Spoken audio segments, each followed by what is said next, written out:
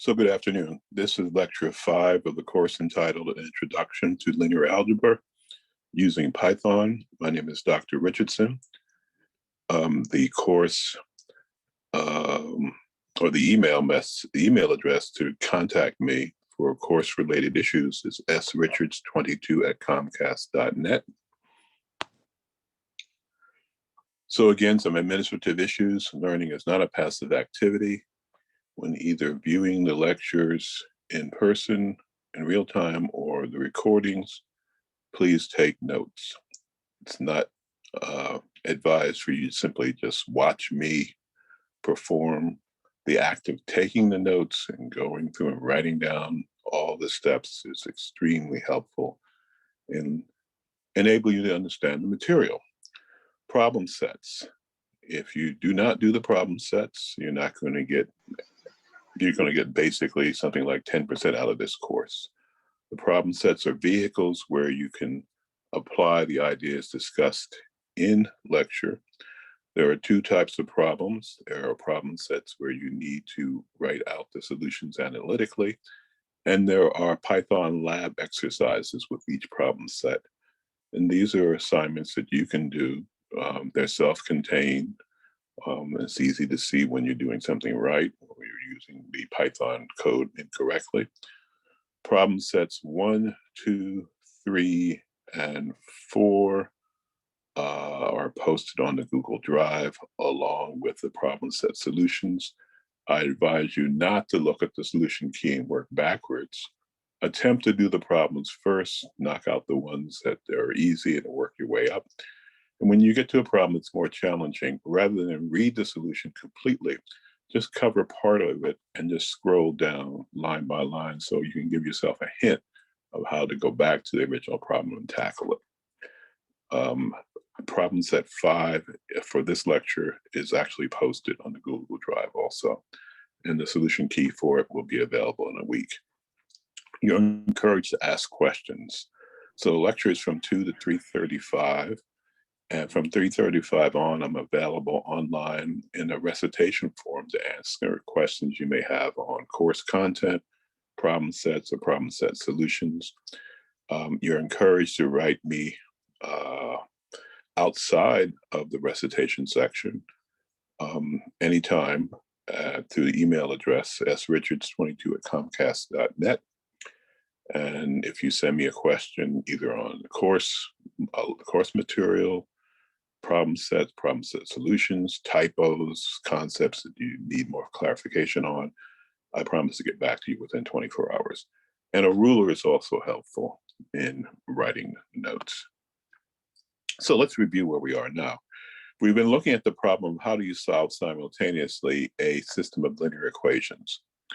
So our first approach was to use Cramer's rule. And the good news about Cramer's rule is it's pretty straightforward to apply. It also works for systems of 2 equations, 2 unknowns, 3 equations, 3 unknowns. The bad thing about Cramer's rule is that it involves determinants. And if you have a problem where you have 4 equations or 4 unknowns, 5 equations, 5 unknowns, the problem gets to be a lot harder to deal with because you have to deal with determinants of order 4, 5, 6, 7. The method of cofactors and minors is a way to deal with determinants. It's a way to write the determinant of a matrix of order 30 in terms of determinants of matrices of order 29. And you just keep working your way down. So cofactors and minors is nice. It's very nice for problems where you have 4 equations and 4 unknowns, certainly for 3 equations, 3 unknowns, 2 equations, 2 unknowns. But once you start getting into systems of 5 equations, 5 unknowns, even though you know how to deal with determinants, again, it's going to be pretty complicated real fast.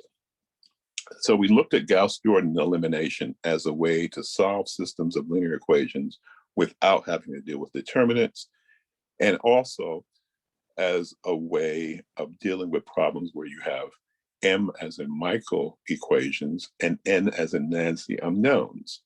So in fact, Gauss-Jordan elimination gives you insight into a completely different type of problem that you couldn't possibly tackle using Cramer's rule. Then we looked at properties of matrices. We discovered that matrices could be added, excuse me, subtracted, multiplied. And we looked at types of matrices, symmetric matrices, diagonal matrices. We discussed what we meant by the transpose of a matrix, what a singular matrix is, what a non-singular matrix is, what the identity matrix is, what the zero matrix is. And then perhaps most importantly, we discussed what the inverse of a matrix is, how to define it, how to calculate it. And in fact, Gauss-Jordan elimination came to our rescue because it's a very nice, simple approach that you can use to find the inverse of a matrix. So today, we're going to talk about something called the rank of a matrix. And then we're going to start reviewing vector analysis. Okay, so let's get started.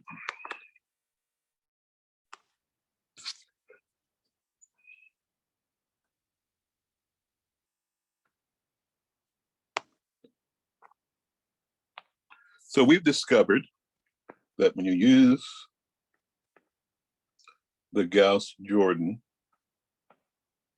elimination process or procedure or method, whichever term makes you more comfortable, there are one of three possible outcomes. You could determine that if you have a set of linear equations that you want to solve simultaneously, that this method will give you a unique solution for that problem. Another possibility is that you will have an infinite number of solutions to this problem. And the third possibility is that when everything is said and done, there is no solution to the problem. So one of these three things is always going to happen when you solve a problem using Gauss-Jordan elimination. There will either be a unique solution, an infinite number of solutions, or no solution. So there is a question that we would like to ask. Is there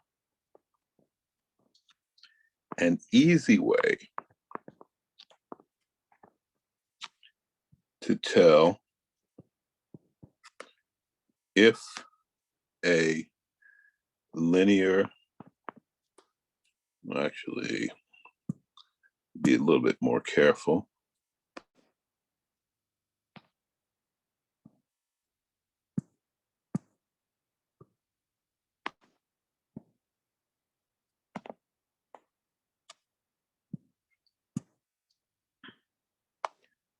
If a system of linear equations, so it's an easy way to tell if a system of linear equations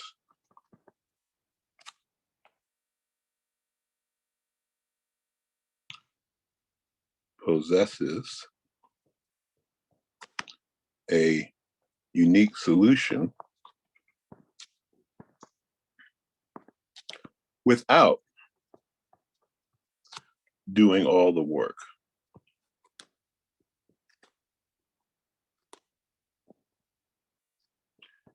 That's involved in Gauss-Jordan elimination.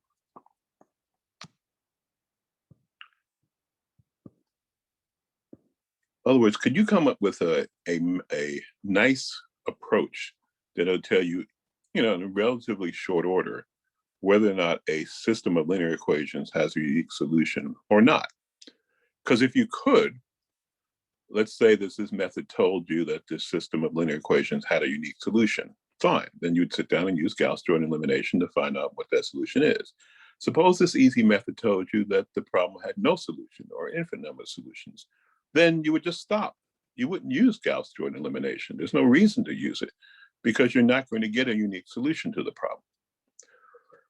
So the answer is yes, there is. and it involves something called the rank of a matrix.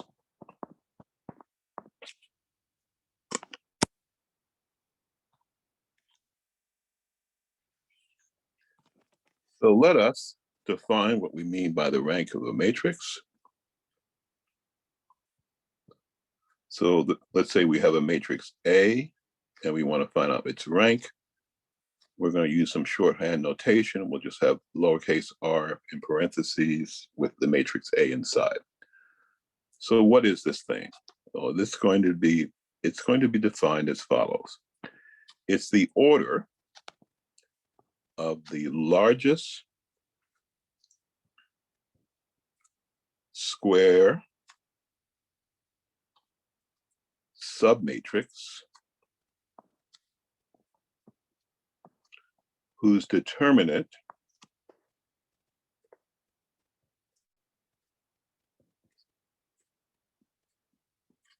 does not vanish. So in this definition, we are faced with a lot of concepts that we know something about. We certainly know what a determinant is. We certainly know what a square matrix is, but we now have to define what we mean by a submatrix. So I'll put this in red. So what is, if we're going to use this definition for the rank of the matrix, we need to come up with the definition of a submatrix. So what is a submatrix? Or in particular, in this example, in this definition, what's a square submatrix?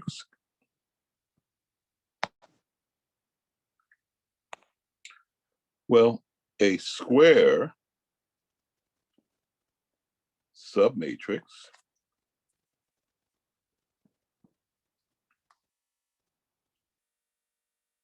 is any square matrix that you can get from that original matrix. So it's obtained from the original matrix. And how would you get that square submatrix? You would obtain it by deleting a certain number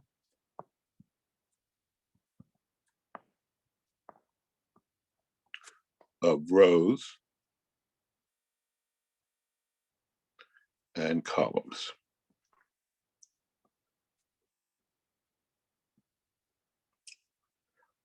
So I have here defined what I mean by the rank of a matrix. It involves a new concept, something called a submatrix, and I've defined that here. So to see how these definitions work, let's go through some examples.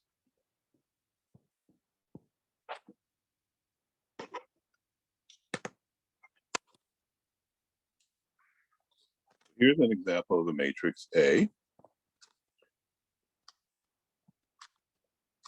This matrix is a 2 by 3 matrix. It has 2 rows and 3 columns. It clearly is not a square matrix. So I can't take its determinant. So what I need to do is to write down the possible square submatrices of A. And so what are they? Well, there's several. Here's one, it's a matrix of order 2. Here's another one, it's a matrix of order 2. And here's the third and final square submatrix. And you can see all these guys come from just eliminating the appropriate columns of A. So all these have order 2. So what you have to do is go through all these matrices and find one of them, just one, at least one, whose determinant doesn't vanish. So you're out of luck here. You certainly are out of luck here. But last but not least, here you're okay. You have a determinant that doesn't vanish. Since you have a determinant of a square submatrix that doesn't vanish. Since the square submatrix has order 2, it's a 2 by 2 matrix, then for this example, the rank of A, or R of A, is 2. Okay. So in a very simple example, we've shown how to calculate the rank of a matrix. The next logical question would be, how can the idea of the rank of a matrix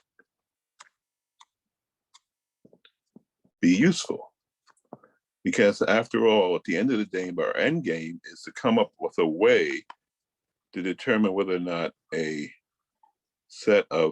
system of linear equations can be solved simultaneously and without having to do all the work of Gauss-Jordan elimination to find if a unique solution exists or not. So I want to spend the time on the ideas, not the arithmetic. So I'm going to go through an example that's very simple. We've seen this example before somewhere in this course. Here are 2 linear equations, 2 unknowns. So if I want to use Gauss-Jordan elimination to solve them, the procedure is pretty straightforward. You've done this many, many times in problem sets 3 and 4. So what you do is construct the augmented matrix for the problem. In this case, she has row 1, 1, 1, 2, and row 2 is 1, 1, 5. And you have to write this now in reduced row echelon form. So you have to use the appropriate elementary row operations to do that. So I would suggest taking a Xerox copy of row 1, multiplying it by -1, and adding that result to row 2. So once you do that, the first row, of course, is not changed because all you did was take a Xerox copy of it, but the second row is changed. So clearly what you want to do now is turn this 2, 3 matrix element into a leading 1. And the way to do that is to multiply, or divide rather, row 2 by the number 3. And you'll get this result. And you're almost home, because what you have to do now is turn the 1, 3 matrix element into 0 if you want to put this in the reduced row echelon form. So a way to do that is to take a Xerox copy of row 2, multiply her by -2, multiply her by -2, and add that to row 1. And then this becomes 1, 1, 0, 0, 0, 1. And this is reduced row echelon form. So you have achieved your goal of what Gauss-Jordan elimination, what the Gauss-Jordan elimination would tell you. So you have to write down the corresponding set of algebraic equations. So we've seen this movie before. You start from the bottom and work your way up. And so they would be 0 times x sub 2 would equal 1, and x sub 1 plus x sub 2 equals 0. So clearly there's a problem. There is no real number such that when you multiply it by 0, you get 1. So in this particular problem, no solution exists. And so all we've done so far is just use Gauss-Jordan elimination to solve this problem in the standard way. Now, what is the rank have to do with all of this? Well, I leave it up to you. It's a very simple assignment to calculate the rank in this problem of the coefficient matrix A and the augmented matrix. And you will find that they equal 1 and 2 respectively. So it looks like there's a nice relationship between these two guys. Namely that in this particular example, the rank of A is less than the rank of the augmented matrix. And it looks like if that's the case, now I know this is just one example, but bear with me. It looks like in this particular case, no solution exists. So this is not a proof, but what you have to do now is go look at another example where you use Gauss-Jordan elimination and you find that no solution exists, and look at the behavior or the relationship between the rank of A and the rank of the augmented matrix. You'll find that this inequality will also be satisfied. So there is a general observation that you can make by going through this example and lots of others. And again, this is so this is not a solution as much as a observation.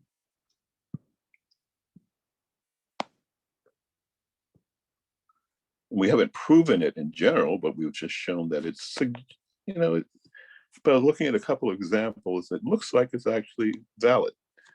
Namely, if the rank of A is less than the rank of the augmented matrix, then no solution exists for the problem. And you can see why you'd like to go through this procedure. It's relatively easy to calculate the rank of A in the augmented matrix in this problem. And once you find out that this relationship is true in this case, namely 1 is less than 2, there's no need to go any further. You don't have to use Gauss-Jordan elimination because you know your problem will not have a solution. Okay, so that's just one case. Let's go to another example. And again, we've seen these examples before, and I want to pick simple examples where I don't have to spend a lot of time on the, the arithmetic, but I can just focus on the results. And this is supposed to be a 2. So let's make it look like it is. So here are 2 equations, 2 unknowns. And again, you know the drill. I want to solve this problem using Gauss-Jordan elimination. I have to build an augmented matrix, which I can do by just inspecting what I have. And now I have to use the elementary row operations to write this in reduced row echelon form. I would suggest taking a Xerox copy of row 1, multiplying it by -2, and adding that to row 2. And you should get the following. Row 1 looks like that, and row 2 looks like that. So this is reduced row echelon form. From here, all I have to do is, the beautiful thing about reduced row echelon form is it tells you the answer. All I have to do is coax it to give me the answer by looking at the corresponding set of algebraic equations by starting from the bottom and reading upwards. So what am I going to get? I'm going to get that 0 times x sub 2 equals 0, and x sub 1 plus x sub 2 equals 2. So this first equation is really interesting because what it says is that x sub 2 can be anything. Any number is going to satisfy that relationship. And x sub 1 can be anything. Well, x sub 1 technically is 2 minus x sub 2. So x sub 2 can be anything, and x sub 1 is just 2 minus x sub 2. So that suggests, and we've seen this before, that this is an example of a problem where there are an infinite set of solutions. Okay, so we haven't done anything new here. But what we'd like to do is figure out what the rank of A is and the rank of the augmented matrix is by using the definition that we introduced back here, 1 and 2. I claim these guys are easy to calculate. I picked problems where the calculation was straightforward, and they are respectively 1 and 1. So in this particular case, the rank of A is 1, and that's equal to the rank of the augmented matrix, which is also 1. But both of these guys are less than 2. And what is 2? 2 is the number of unknowns in the problem.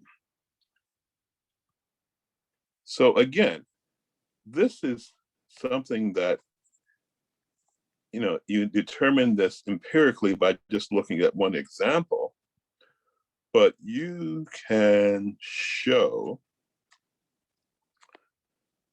and it might be useful to go back and do this,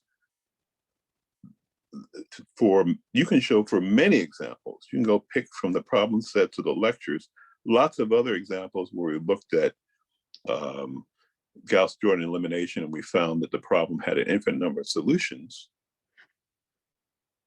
You can show that, in fact, if the rank of A is equal to the rank of the augmented matrix, but those two results are less than n, where n is the number of unknowns in the problem,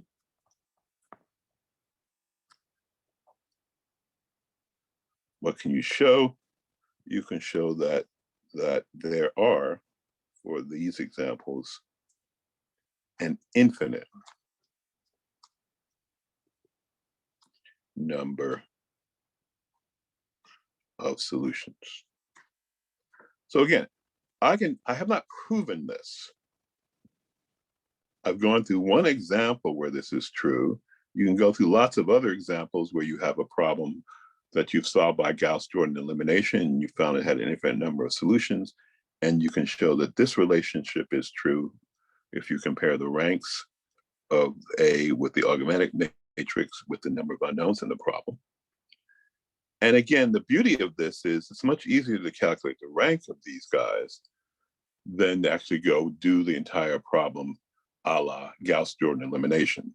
So in fact, if you just simply calculated the rank of these two, if you just did this, compared the two, and recognized it was less than 2, then you just stop. You don't have to use Gauss-Jordan elimination for the problem, because the problem will have an infinite number of solutions. It won't have a unique solution at all. Okay, two examples we've done so far. There's logically a third and final example, third possibility that you could look at. Again, I'm going to pick simple linear equations. X plus y equals 2, and x minus y equals 4. And I want to solve these using Gauss-Jordan elimination. Okay, it is my hope that by now you are experts in Gauss-Jordan elimination through the problem sets and through the lectures. If you're not, become one. So the augmented matrix you can write down instantly. It's 1, 1, 2, first row, second row is 1, minus 1, 4. And the task is to write this in reduced row echelon form using the appropriate elementary row operations. So I would suggest taking a Xerox copy of row 1, multiplying him by minus 1, and adding that result to row 2. Row 1 is unchanged. Row 2 is certainly changed. So the leading one in row 1 is 1, and all the other matrix elements in column 1 are 0. So that's a good thing. Next thing I need to do is clearly take minus 1 over 2, multiply it by row 2, and that will give me the first row the same as before, but the second row becomes 0, 1, minus 1. So we're almost there. I have to turn the 1, 2 matrix element into 0. So the way to do that is to take a Xerox copy of row 2 and add it to, let's say, row 1.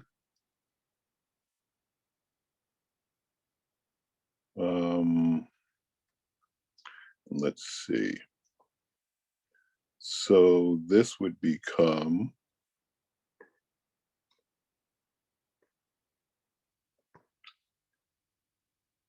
let's take a Xerox copy of row 2 and multiply it by 2. It's just multiplied by 2. So I get 0, 1, minus 1 downstairs. And then I just get a minus 2, that's 0. Okay, let's go back. Do this over.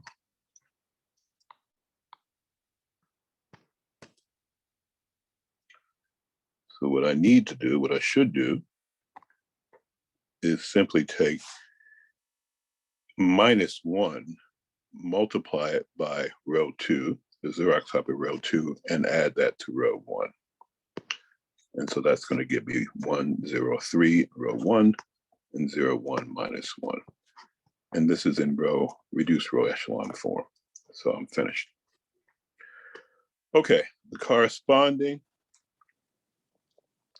set of algebraic equations, you can just read from this augmented matrix in reduced row echelon form from the bottom up. And you'll get that x sub 2 is minus 1, and you'll get x sub 1 is 3. So you get a unique solution. I haven't done anything new here. I've just used Gauss-Jordan elimination to solve this problem. Now, what's the behavior of the ranks of these guys? Is there a pattern? And the answer is yes. For this simple example, it's easy for you to show the rank of A is 2 and the rank of the augmented matrix is 2.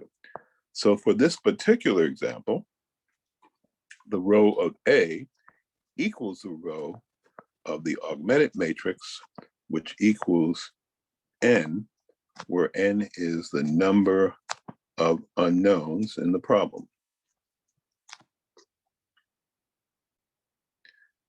And at least for this one example,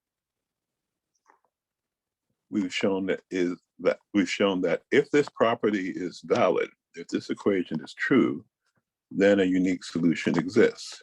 Now, again, this is not a proof, but if you go look at other examples where you get a unique solution to a set of linear equations that you solve simultaneously, and then you calculate the rank of the coefficient matrix and the rank of the augmented matrix, they always will be equal, and they will equivalently be equal to the number of unknowns in the problem. So let's summarize what the rank has told us. It's told us a very powerful thing. So I will state this. You can prove this in general. We haven't done that. All we did was pick 3 examples. You could go in the problem sets and the lectures and you could find 10 more examples.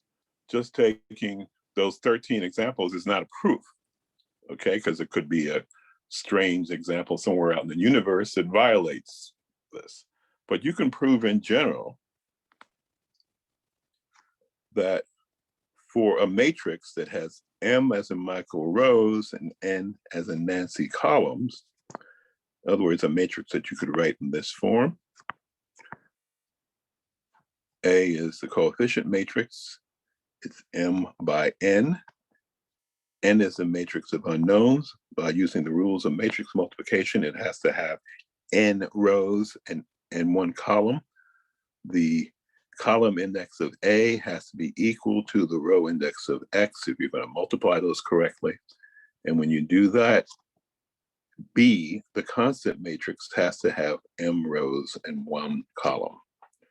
So you can show in general 3 things. And so they're so important, we'll highlight them. 1, if the row of A is equal to the row, sorry, if the rank of A is equal to the rank of the augmented matrix, which is equal to n, then a unique solution to your problem exists. 2, so I'm just summarizing what we discovered for 2 examples and extrapolating to the most general case. If the rank of A is equal to the rank of the augmented matrix, but that's less than n, then an infinite number of solutions exist. And last but not least, you could have a case where the rank of A is less than the rank of the augmented matrix. One of these 3 possibilities has to be true regarding the rank of A and the rank of the augmented matrix. If this is true, then no solution for the problem exists. Where in all of these cases, n is the total number of unknowns. Okay, so let's stop for a minute, take a deep breath, and ask, why is all this important or useful, if it is at all? So it is because if you have a problem where you have found case 1 to be in play, then that gives you a green light. Go ahead and use Gauss-Jordan elimination. You know it has a solution, go find it. If, however, case 2 or case 3 are in play, then they tell you, stop.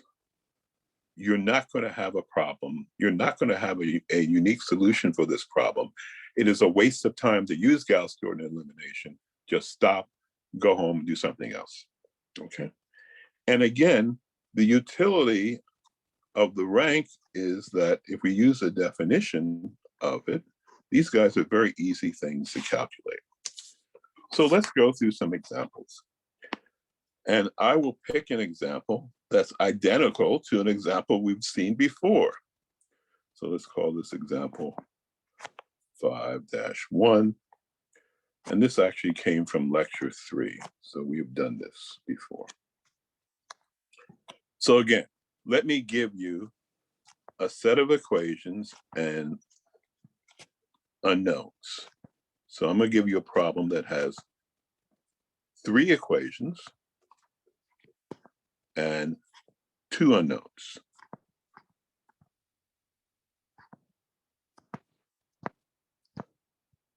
And recall, this is a case that's said to be overdetermined. I have more equations than I have unknowns. Okay, so what is the task? Use the method of rank to find if a solution, let's be a little bit more careful, to find if a unique solution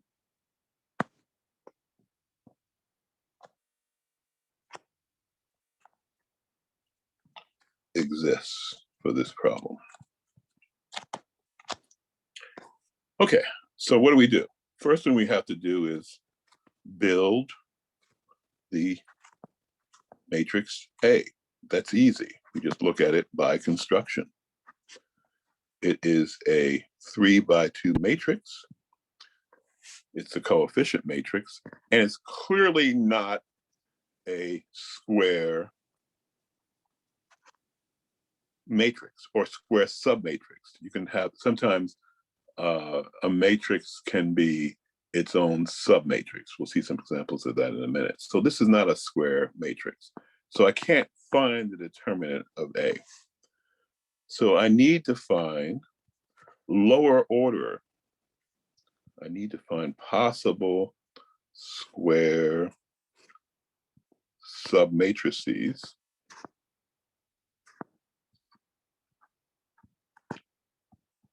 and if I go down in order, clearly they've got to be 2 by 2.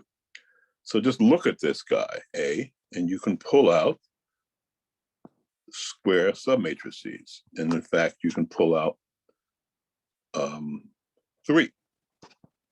If you eliminate the appropriate rows and columns, you get 3 square submatrices of order 2. So now the task is to look at each one of these and see what the determinant is. And if the determinant vanishes, you're in trouble. So then go to the next matrix. You want to find at least one square submatrix of order 2 whose determinant does not vanish. And I just happen to luck into writing the guy that I want. This first matrix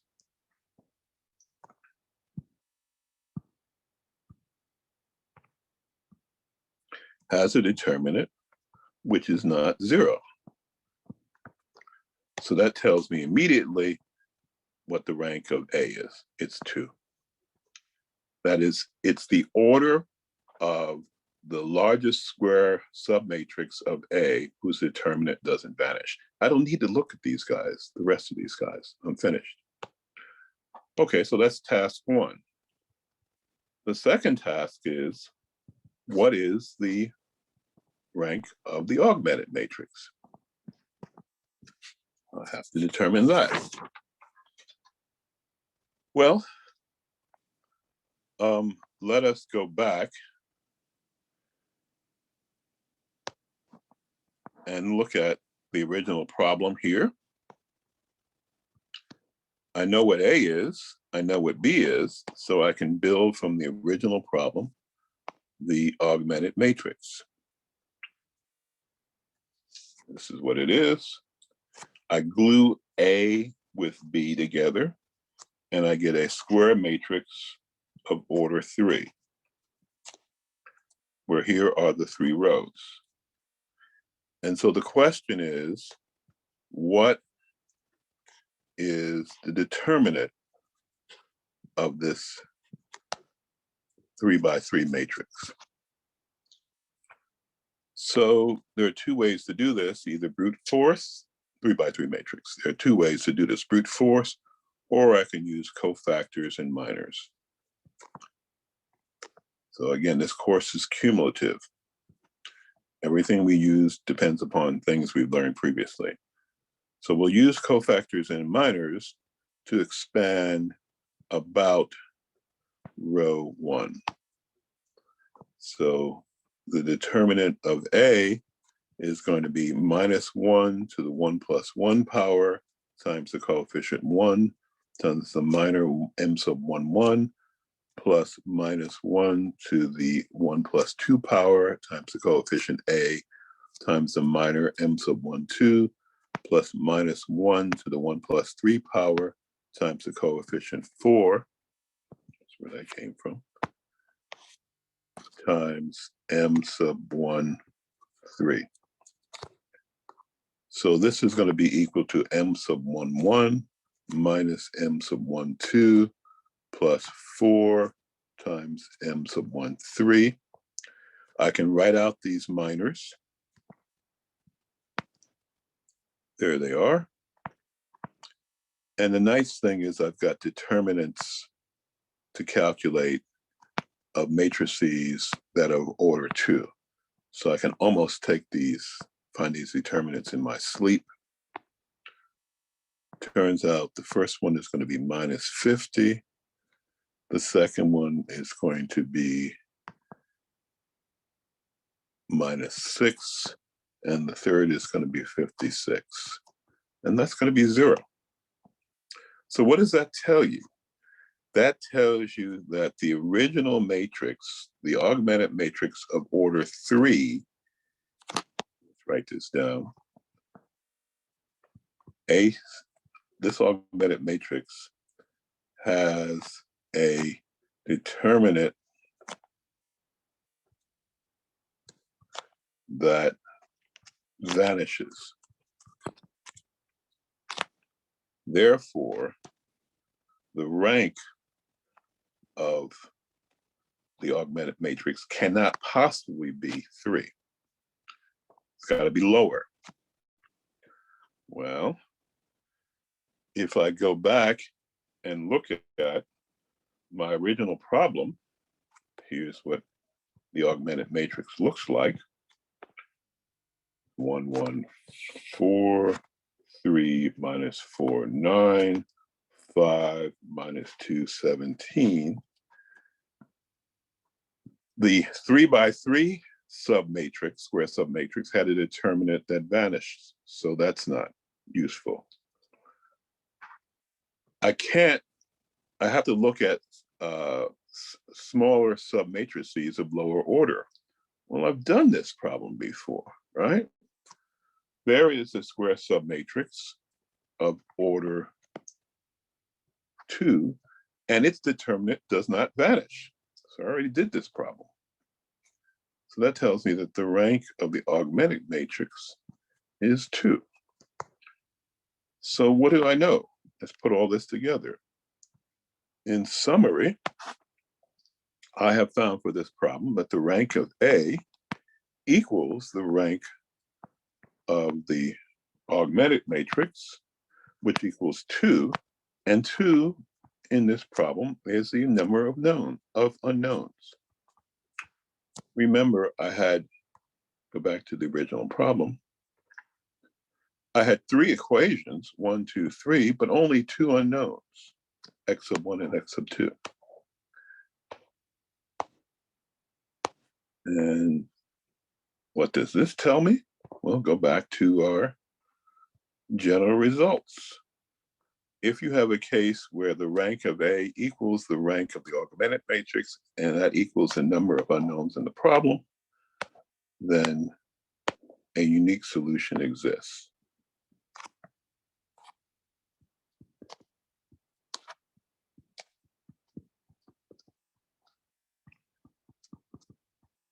And now, go ahead and solve the problem. Go use Gauss-Jordan elimination. So this would be a useful example where Gauss-Jordan elimination at the end of the day is going to give you the answer. So we're going to take a 5-minute break. You can stretch your legs in a minute. And next, we will look at another example where the answer is not, the answer is a little bit more interesting. We're not going to get a unique solution, but we'll look at that in a minute. So let's resume at 2:53, about 5 minutes.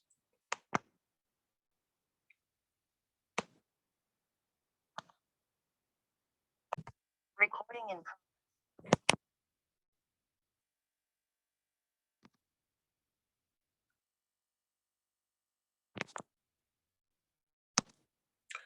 Okay, so let's go through another example. And again, I'm going to pick an example that we've already seen before.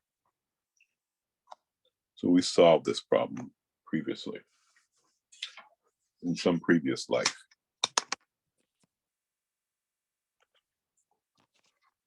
So here's a problem that has 3 equations and 3 unknowns. Let's write them down.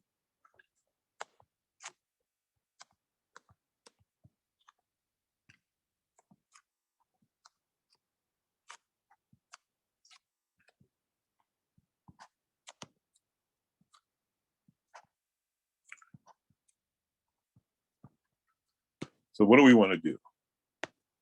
We want to use the method of the rank of a matrix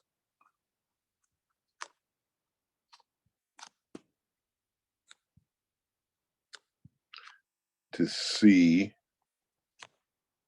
if a unique solution exists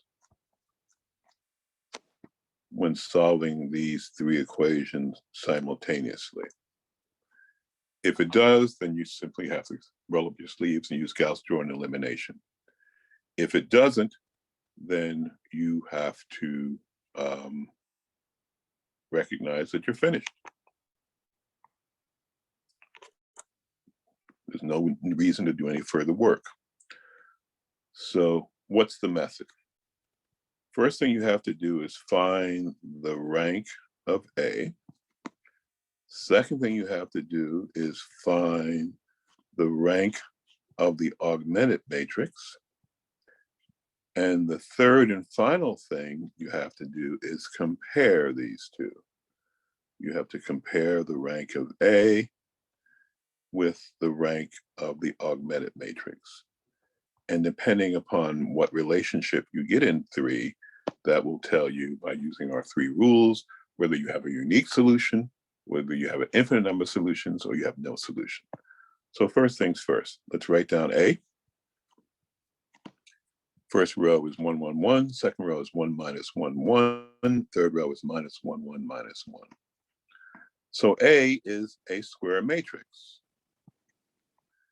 So its submatrix is itself. This is an example of a matrix that is its own square submatrix. So I need to find the determinant of A. If it's 0, then I have to look at square submatrices of lower order. So I have to make sure that I can identify the order of the largest square submatrix whose determinant does not vanish. So I'm going to use cofactors and minors. You can use brute force. And I can pick up the pace a little bit because you're all experts in this method. So I'm going to find the determinant of A by doing my expansion. And I'm going to do it across row 1. So that would be minus 1 to the 1 plus 1 power times the coefficient 1 times the minor m sub 1, 1 plus minus 1 to the 1 plus 2 power times the coefficient 1 times the minor m sub 1, 2 plus minus 1 to the 1 plus 3 power times the coefficient 1 times the minor m sub 1, 2. And I can write that out in terms of the minors. Here they are. And when you evaluate these guys, you will get 0. I'm missing the 2, 2 matrix element. There it is. And here it is there. Okay. So clearly for this first one, you see the determinant vanishes. Same thing here. And same thing here. So this tells you what? This tells you the rank of A can't be 3. Okay. Because the determinant of this square submatrix of order 3 has 0 determinant. So let us look at, let's make a little space for ourselves.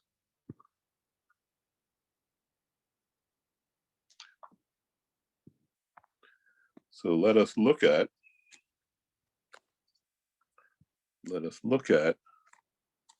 square submatrices of A of order 2. Now there are many of them. So all you have to do is find one square submatrix whose determinant does not vanish. It's got to find one. So the list goes on. And I just happen to have written the one that gets us in business, right?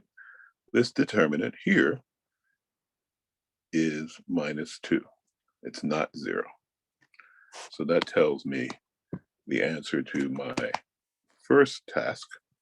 Tells me that the rank of A has to be 2 because this square submatrix whose determinant doesn't vanish has order 2. Okay, the next task is I have to find the rank of the augmented matrix. So let's write it down. The augmented matrix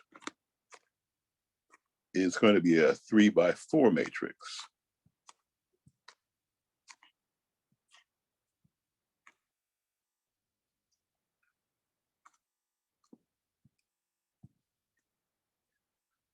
Okay, now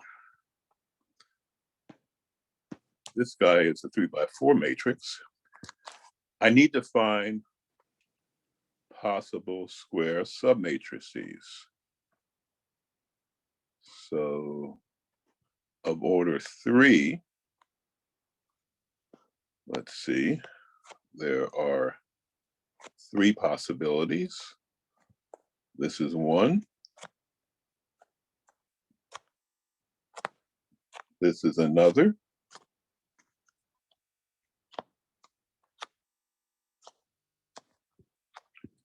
And this is another.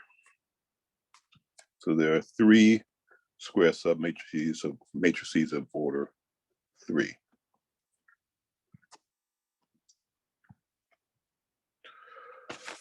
So I will start looking at these guys. I'm going to do one of them, and I'm going to leave you to do the other 2. And again, you have a choice. You can either use brute force to calculate these determinants, or you can use the method of cofactors and minors. And I will use cofactors and minors. So this one is actually easy because we've done this before.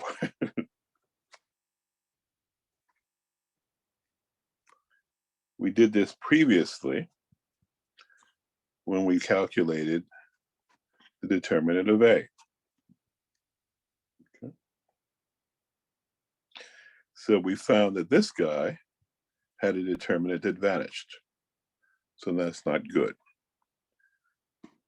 So let's look at 2. 2 is this square submatrix of order 2, order 3. And what we want to do is to calculate its determinant. And we'll do it using cofactors and minors.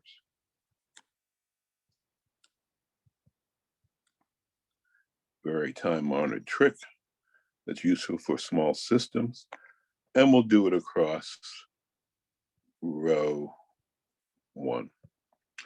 So this will be -1 to the 1 + 1 power times the coefficient 1, the minor m sub 1, 1, plus -1 to the 1 + 2 power times the coefficient 1 times the minor m sub 1, 2, plus -1 to the m to the 1 + 3 power times the coefficient -2 times m sub 1, 3.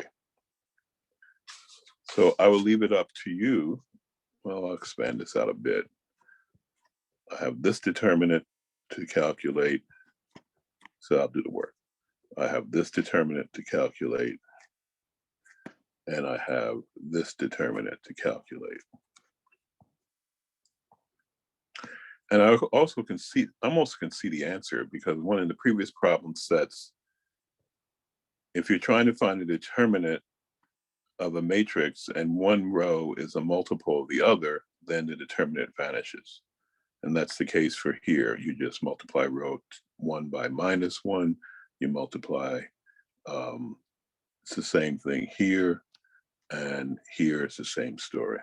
So you can verify that this has a vanishing determinant. Now I leave it up to you to prove that the third submatrix also has a determinant that vanishes.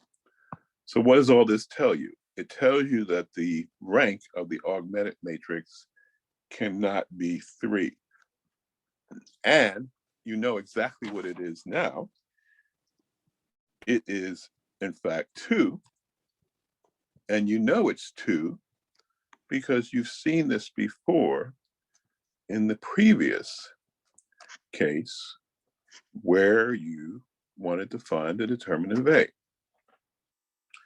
In other words, here are square submatrices of order 2. We've seen this story before, but clearly this determinant does not equal 0. So you're good to go. So what do you know? So let's summarize. Let's put all this together. You've done this work. Let's exploit it.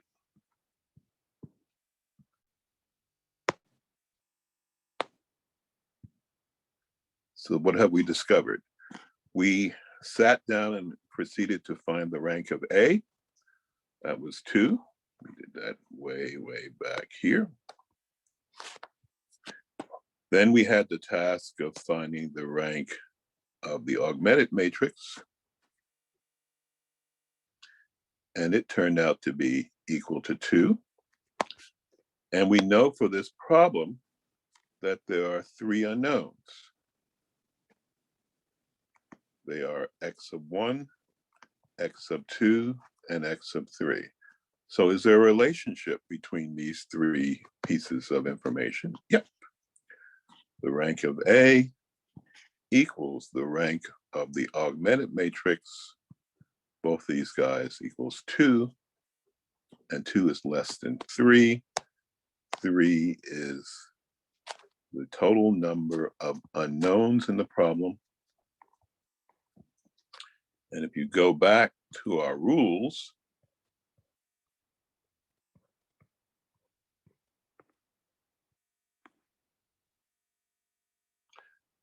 equation 2 is in play.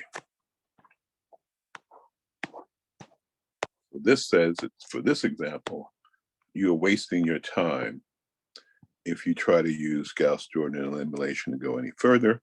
An infinite number of solutions will exist. And there is no need to use Gauss-Jordan elimination.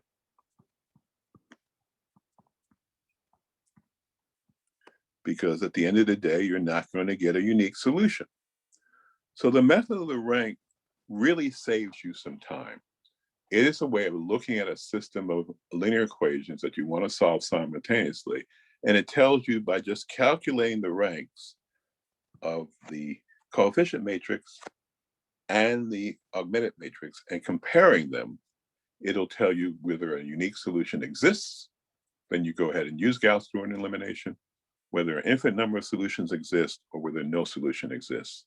And in that case, it makes no sense to use Gauss-Jordan elimination. Okay, practice makes perfect. Problem set 5, which is now available online, gives you ample practice in using the rank of a matrix to determine whether or not it has a unique solution or not, for a particular set of linear equations. Okay, so as advertised, I want to switch gears and talk about vectors. Now, I'm assuming that all of you know something about vectors. And I will tell you some things that you already know about vectors, and I may tell you some things that you don't already know about vectors. But the reason why it's useful to sit down and make sure that we're all on the same page regarding vectors is that we are going to discover that vectors and matrices together are extremely important creatures in linear algebra. So we spent about 4.5 lectures looking at matrices in an attempt to use them as tools to solve systems of linear equations simultaneously. Now we're going to talk about vectors. And eventually we're going to come back and marry these two. We're going to see how vectors and matrices interact with each other. So if somebody can teach you something better than you can, then you should stop and just let them do it.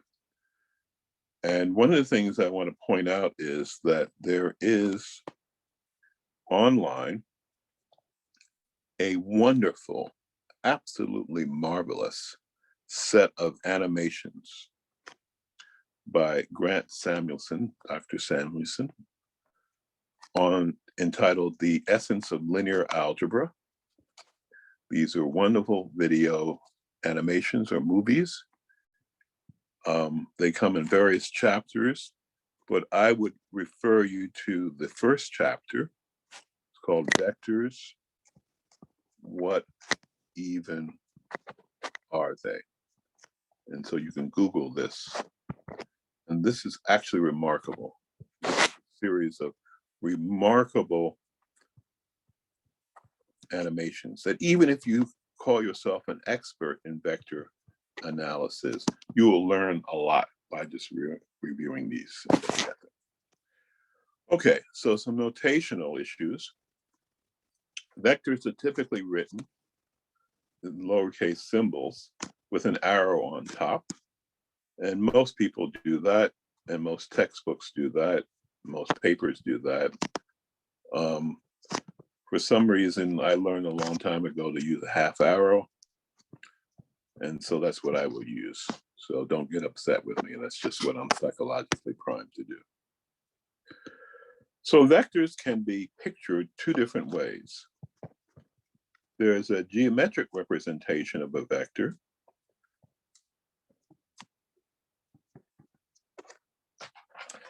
And that's probably more useful to folks in physics and mechanical engineering, material science.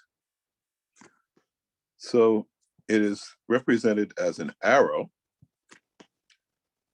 Let's call this vector R, and it has length and direction. Now there's an equivalent way to express vectors, so-called coordinate representation. And this is probably more useful for, I mean, it's useful for everybody. It's particularly useful for computer scientists. So this involves, again, I said we needed a ruler, writing a coordinate system, X and Y, and recognizing that you could visualize this picture of a vector R as an arrow, but you could resolve this vector along the X and Y axes so that you can define it in terms of coordinates 2 and 3. So, and I realize this is not drawn to scale, so don't be upset with me, but this is the idea that I'm trying to get across, that if you look along the X-axis, you move by 2 units, and you go along the Y-axis, you move by 3 units. And Grant Sanderson does this, Grant Sanderson does this really very, very well in his animations. So you could write a vector and coordinate representation this way, or sometimes you'll see people write it this way in terms of square brackets, or sometimes you'll see people write it this way with parentheses, and we'll pick that particular convention. So you can do arithmetic with vectors. And in fact, the two most important things you can do with vectors, and these two ideas really form a central tenet of linear algebra, is what's called scalar multiplication.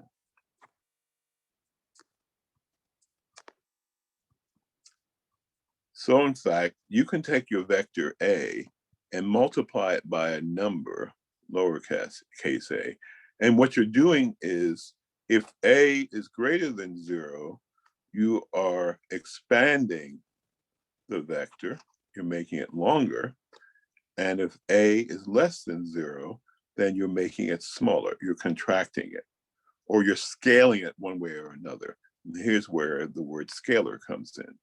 It's a number that scales, it changes the length of the vector. The other thing you can do with vectors is add them.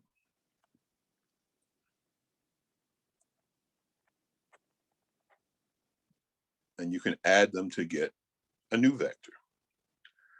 So these two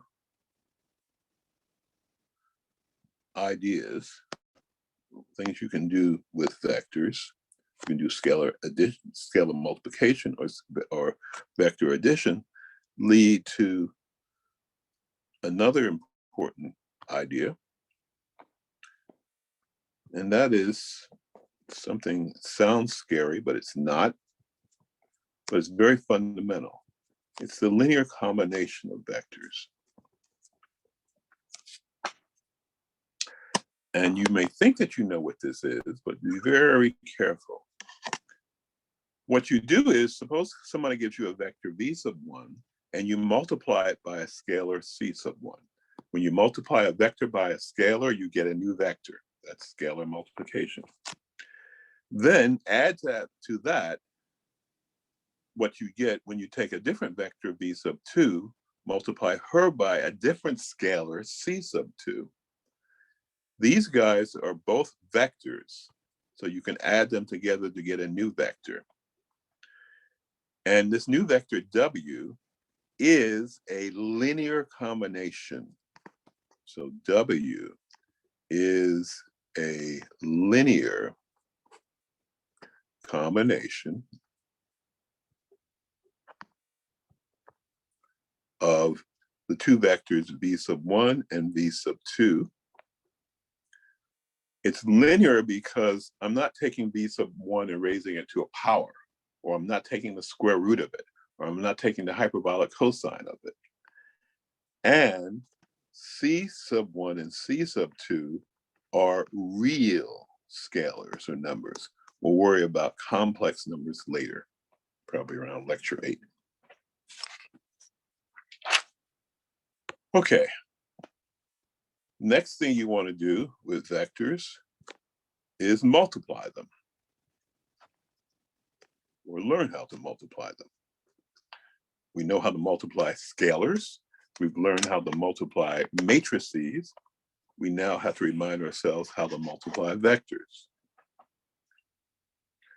So suppose I have a vector that I write in coordinate representation, and another vector w that I write in coordinate representation. And I want to ask myself, what is it that I will get if I take one vector and I say multiply, but I really mean take this symbol of a dot and calculate this creature? What is this creature? Well, this is what we'll call the dot product of two vectors, or it has another name, also referred to as the scalar product of the vectors v and w, or it actually has another name, which we'll see later on. It's called the inner product. So how do I calculate the dot product of two vectors? So suppose I have my vector v, and suppose it's a vector that has two coordinates, v sub x, v sub y. Suppose I have another vector w. Suppose she has two coordinates, w sub x, w sub y. What do I mean by the dot product of v with w? So this is going to be a definition. Well, it's what I get when I take v sub x and multiply it by w sub x. So I take this component of the x component of v and the x component of w. Those are scalars. I multiply them together. Multiply two scalars, you get a scalar. And then I do the same for the other components, v sub y and w sub y. So this is my definition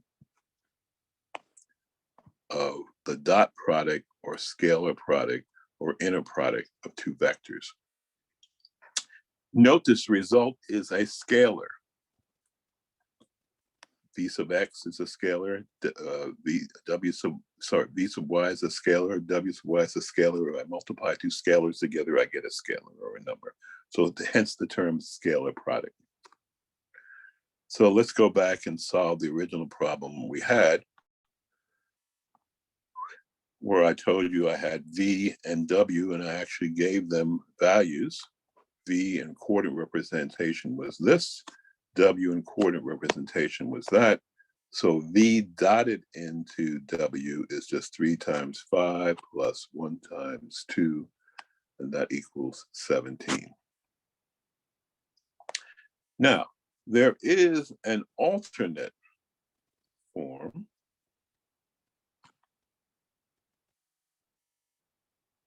for the dot product of two vectors. You know what it is, but you will actually be asked to prove it in problem set 6. That's next week. And I'll write it down. It should be familiar. I can take the vector V and dot it into W, and I get another definition for the dot product of two vectors. It's this creature times this creature times the cosine of theta. So I need to start defining things. This thing that's bounded by two parallel vertical lines is called the norm or length or magnitude of the vector V. And the same thing applies for W. So what is theta? Well, theta is an angle, but I need to tell my audience, how to define that angle. So what I do is I take the vector V and I take another vector W, and I make sure that the tails of V and W are at the same point. And then I look at the angle between V and W, and that's theta. So in fact, you can write down two definitions for the dot product of two vectors. There's one, and there's another. And then the remaining thing I need to do is tell you or remind you how to calculate the norm of a vector. And the way to do that is simply to take the vector V, take its dot product with itself, you'll get a scalar, and take the square root of that. So that should be V sub x squared, V sub y squared, V sub z squared. Let's say your vector has 3 components, so it's in 3 dimensions. You add these 3 scalars together, you'll get a scalar, you'll take the square root of that. Okay, so let me stop and make a comment. If you need, and again, you may say, well, why are we bothering to go through this? This is all elementary, we know this. That may all be true, but I find sometimes when you think you know something, you may know a little bit about it, but you may not realize everything you need to. So hence the reason of going over this, and also problem set 6. But if you need more practice with these operations for vectors, I'll refer you to Khan Academy, which you obviously should know something about. And if you don't know anything about it, just Google it, look it up, and you'll find a wealth of information and videos, all free. That's the beauty of this.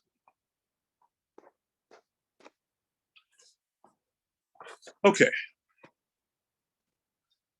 So I want to next look at vectors a little bit more carefully. I want to do this a little bit more systematically. So suppose I have a vector V, but it only has one coordinate, V sub x. That means I could write this vector using the rules of scalar multiplication as a vector, which I'll call I hat, times a scalar, which I'll call V sub x. Now, I hat is a vector, but it's a very special kind of vector. It's a vector known as a unit vector. And the way I know that is by this hat on top of it. or carré. So I need to define what I mean by I hat. Let's go back to the number line. 0, here's 1, here's -1. And the unit vector I hat is going to be a vector that goes from 0. If I look at the geometrical picture of a vector, the geometric representation of a vector, she starts at 0 and ends at 1 and points in a particular direction. So I hat points in the plus x direction, and the magnitude of I hat is 1. That's where the word unit comes from. So I'm in a position to now prove this. The norm, magnitude, or length of any vector is simply the magnitude of the vector. Let's clear this up a bit.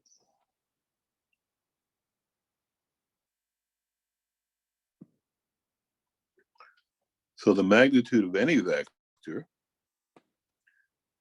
is simply the dot product of that vector with itself to the 1/2 power.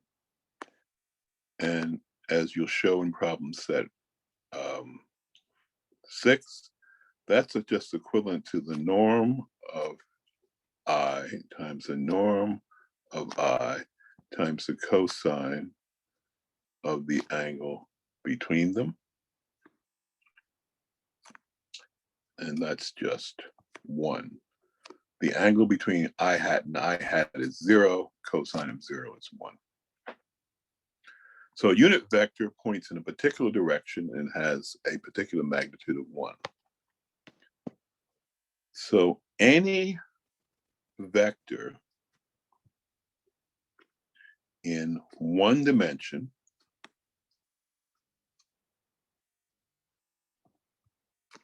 can be expressed as follows. Here's a vector B. I can write it in terms of a unit vector, I hat, and a scalar, B. And the set of all real points, and this statement is so important, we're going to highlight it, or vectors. So vectors are points. Points are vectors. Points simply represent the head of a vector. So the set of all real points or vectors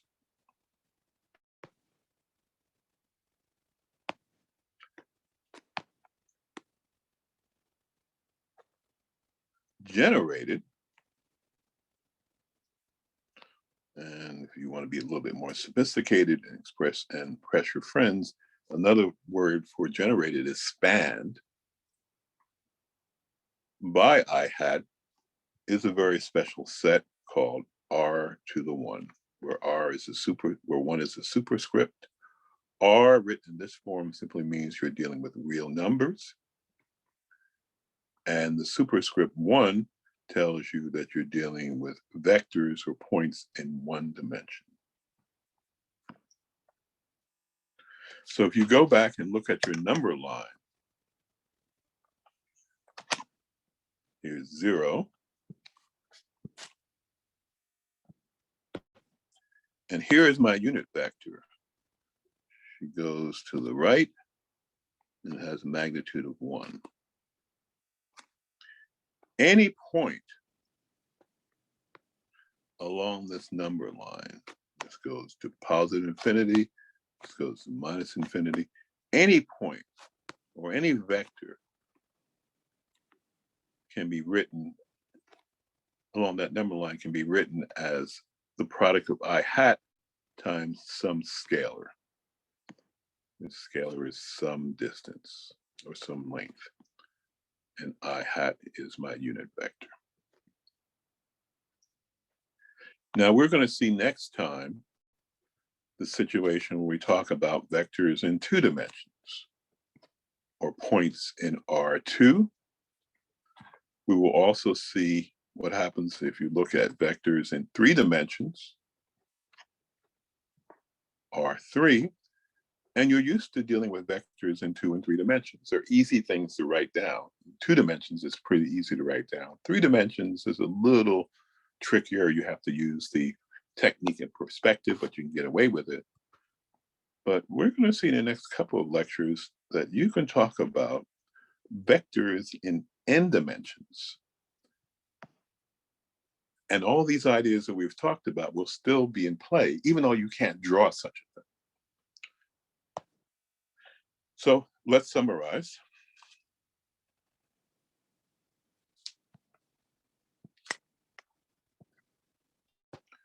For the case of 1 dimension, points in 1 dimension, I can have a vector that I generate by multiplying the unit vector I hat by some scalar, v sub x, where that is its component. I can calculate the length, the magnitude, or the norm of that vector by just taking that vector, dotting it into itself, and taking the square root of that. I know how to do that.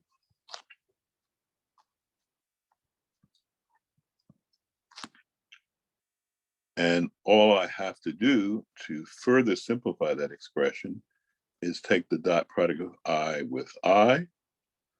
That's just the magnitude of I hat, times the magnitude of I hat times the cosine of theta. The angle between I hat and I hat is 0, so the cosine of 0 is 1. By definition, the magnitude of any unit vector has to be 1. And so I hat dotted into I hat is 1.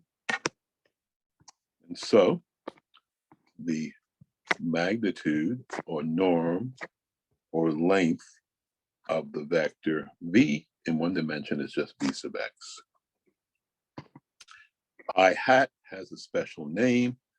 It's called a standard, since it's used all the time, basis vector.